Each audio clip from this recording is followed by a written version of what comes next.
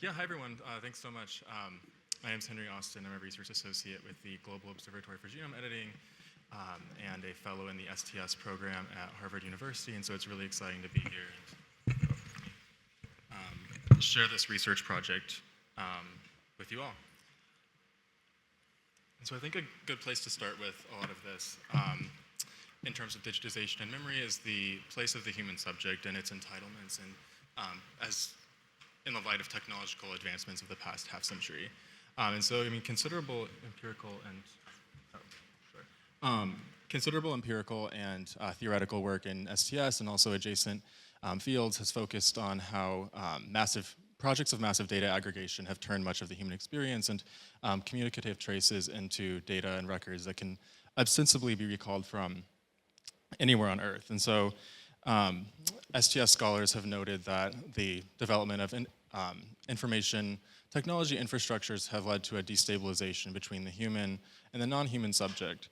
especially as a digital self and representations of humans through data come to stand in for the human body in cyberspace, as well as the human body becoming readable and trackable in ways that might provide an unforgiving account of one's life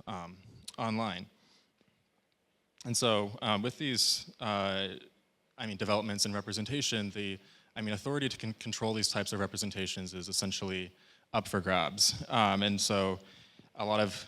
this project focuses on the instability in legal thought around how to best protect and think about the entitlements to human life in a technological era.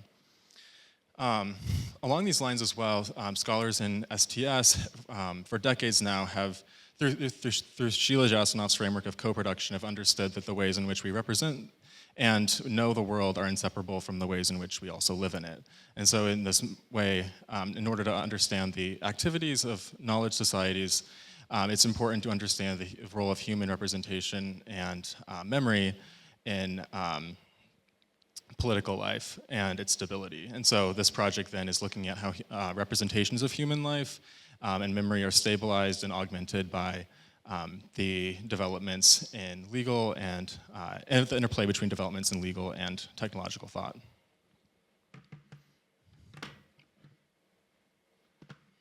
And so now thinking about more so about the state rather than the subjects, developments in modernization have, over the past half century, have greatly strengthened the state's ability to not only know but also control its subjects. And so this kind of relationship between the state and its subjects has been the topic of considerable political theory and theorizations of social life for centuries now. And so thinking in particular about Michel Foucault's framework of biopower and biopolitics and the ways in which states sustain and manage their biological populations through making them through processes of normalization and standardization and thus also administrable. Similarly then, Giorgio Agamben's work drawing the links between biopower and also sovereignty and the maneuvers through which states separate forms of bare life and qualified political life draws that link as well between the formation of the state. Finally then, related on this kind of vein of sovereignty as well is Achille Mbembe's theorization of the limits of sovereignty and the state's ability to control mortality, and so those are forms referred to as necropolitics. But crucially here, my project works extensively with Sheila Jasanoff's framework of bioconstitutionalism as developed in the 2011 edited volume Reframing Rights. And so bioconstitutionalism critically emerges from an expansive gap between legal studies and political theory in analyzing how legal regimes respond to changes in science and technology that reshape the state's ability to manage and care for their populations. And so crucially here, by taking into account the constitutional position of science and technology, bioconstitutionalism is re-theorizing a political landscape for technological societies that's particularly attuned to the dynamic nature of rights and how they might change through different assertions of subjects and their institutions. And so through this lens, we're able to probe the law's commitments to the meaning and integrity of human life that are found in latent areas of technological development and datafication. And in particular, for this project, I use bioconstitutionalism to interrogate how information technologies are enabling and even constraining forms of political life that are simultaneously raising constitutionally significant questions for the entitlements of the human subjects. And so thinking more about this on the topic of sovereignty now, so I mean, the maintenance of populations, as I highlighted briefly before, involves not only the management of biological bodies, but also their exogenous forms. For example, I mean, their data and how they're represented in digital space. And so if, as I've mentioned a moment ago, as some theorists have located sovereignty in the state's ability to control who lives and who dies, then memorialization is essentially a way in which this takes place. And so, as I mentioned, it's not just about material bodies, but also how their information circulates or does not circulate through political and social life. And so importantly here, I think what bioconstitutionalism is offering as a theorization of sovereignty is its theorization of the subject here that departs from a traditional Foucauldian or political theory understanding of the subject as a passive or like docile object only to be disciplined by the state itself, but rather that it's not necessarily static with fixed entitlements and rights, but rather the claims to knowledge function critically into how their information is governed and as well. And so with that kind of idea, I think this project is theorizing sovereignty as a choreographed, I guess, push and pull between two forms of sovereignty, that being the sovereignty of the individual subject to control and represent themselves and their data, and also the sovereignty of states to discipline and also control a relationship between individual subjects and their informatic forms.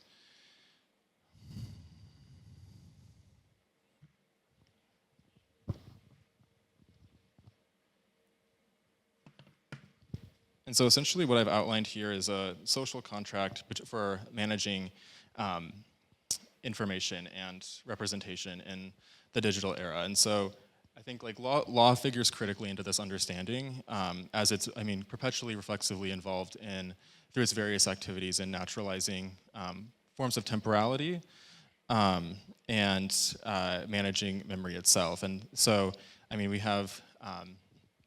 a variety of examples here. I've suggested, I mean, the statute of limitations, the considerations for evidence being corrupted over time, sunset clauses as well, the creation of estates, and so forth, patent law, typically being associated with notions of the self. Like all of these are sort of ways in which information is being propagated across time that is, I mean, renegotiated perpetually with regard to the sovereignties of states and their subjects. Which the law is, I mean, critically involved in managing.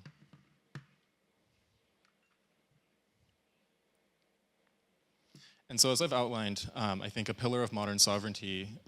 as far as the construction of the state is found in the state's ability to either void or authorize particular relationships between individuals and their informatic forms, especially as keepers of information. Yet, I mean, these relationships, like as we see in legal conflicts perpetually, is renegotiated at a constitutional level. I think there's, due to time constraints for this presentation, I don't have time to go into all of these here, but I think in particular, I mean, controversies over ownership, for example, what exactly is property and how it can be owned, and what lengths of time are necessary for information to be no longer relevant, appear frequently in American Supreme Court cases and other legal struggles over biological ownership over the past half century, as with the advent of the biotech industry, as well as, I mean, recently with the development of AI and controversies over ownership there as well. And so this is all to say that these forms of sovereignty are constantly being remade and in tension with each other. And so I think here I want to emphasize the way in which digitization functions into this strain of research, in particular highlighting how it necessarily is augmenting the representational capacities of both subjects and their states and enabling and constraining forms of political life. And so I've mostly spoke so far about the individual itself and the individual subjects, but I think these crucially are unfolding at scale as well, with the formation of nations and collectives as being constructed through processes of representation and memory. And so starting with the headline on the right, this is referring to the European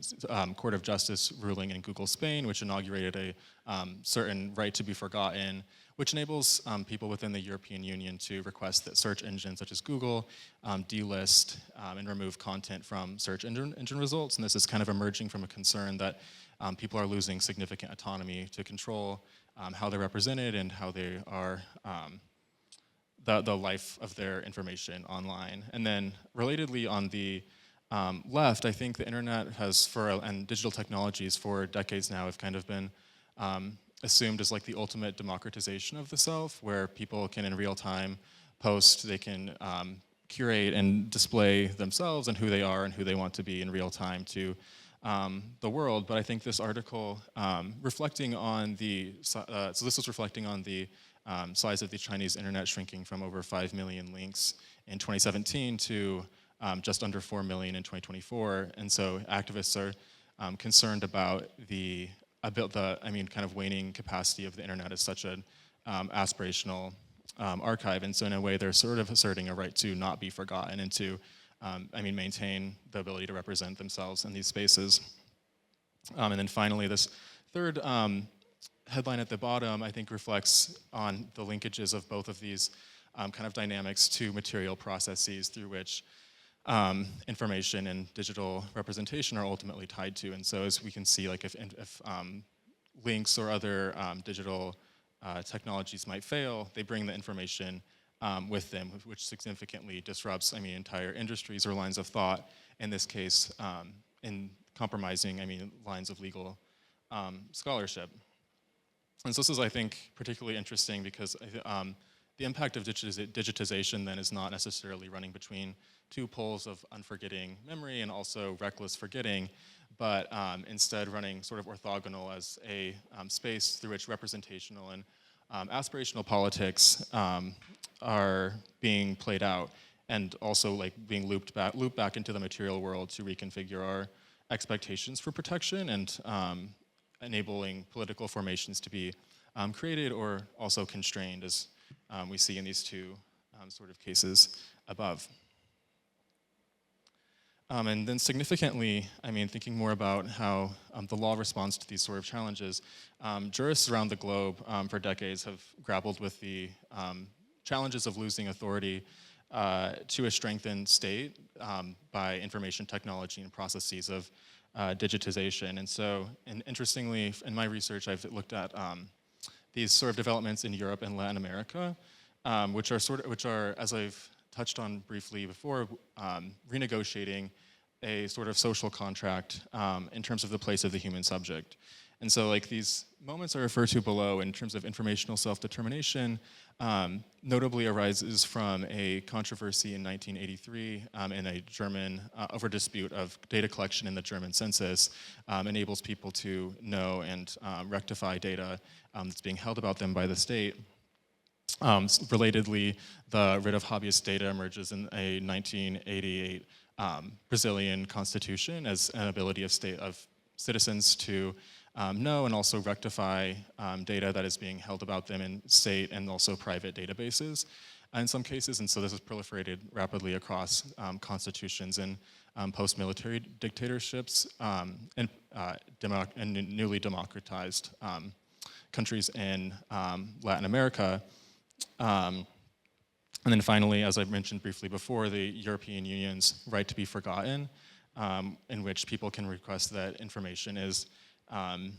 delisted or hidden from public view. And so each one of these, and thinking about back to our kind of notion of the social contract and the interplay between these two types of sovereignties, can be read as kind of tipping the balance, or in maybe just a small form, but returning some sovereignty to the individual political subject to represent their lives and control their memory and how they're thought about in digital societies.